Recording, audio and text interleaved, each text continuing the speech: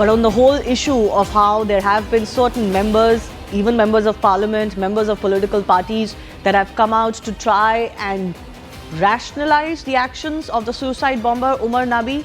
We have another reaction coming in from Congress leader Shama Mohamed now, who has taken on quote-unquote terror sympathizers even from within her party.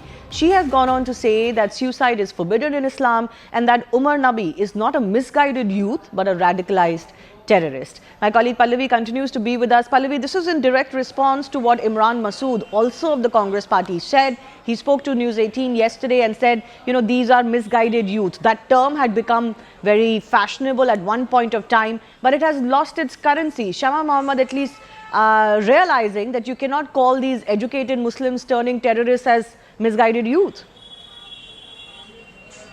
Yes, but she's also addressing them and telling them that in Islam it's haram to even talk about suicide. See, we have to understand the kind of people who are speaking out, whether it's Imran Masood, Rashid Alvi, Owaisi from AIMIM and Shama Mohamed. They're clearly addressing their own constituency. But the Congress doesn't just supposedly represent that particular constituency. The Congress is a national party. It believes also, in that balancing those kind of equations that we are going to speak for everyone. So every time these kind of voices break out, it's certainly gives the BJP an issue on the platter where they can accuse the Congress party of speaking a language or emboldening the terrorists or those who are harming our national interests and security, and also emboldening Pakistan, because tomorrow Pakistan is going to go on a global platform and quote these leaders to say, look, if their own principal opposition party, which is a national party which has been in power for many times over, they are speaking like this, then why is it that Pakistan's point is not being understood? Do you think, Pallavi, there could be any rethink within the Congress party of what kind of statements should be made or whether any statements should be made at all?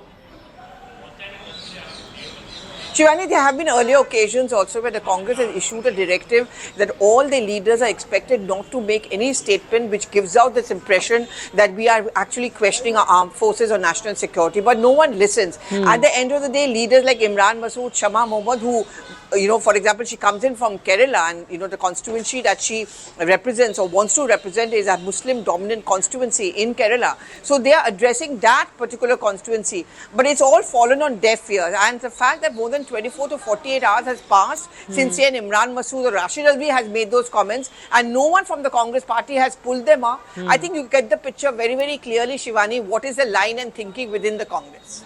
Yes. All right, we'll leave it at that, Pallavi. Thanks a lot for joining us. Moving on, CNN News 18.